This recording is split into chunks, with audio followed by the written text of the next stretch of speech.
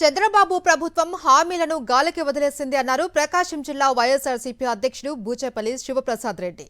గతంలో ఎన్టీఆర్ కు వెన్నుపోటు పొడిచిన చంద్రబాబు ఇప్పుడు రాష్ట్ర ప్రజలకు వెన్నుపోటు పొడిచారు అని విమర్శించారు. ప్రజలకు చంద్రబాబు చేసిన మోసానికి నిరసనగా జూన్ 4న వెన్నుపోటు దినం నిర్వహిస్తున్నామని తెలిపారు. ఈ కార్యక్రమానికి వైఎస్ఆర్సీపీ శ్రేణులు పెద్ద ఎత్తున హాజరు కావాలి అని పిలుపునిచ్చారు.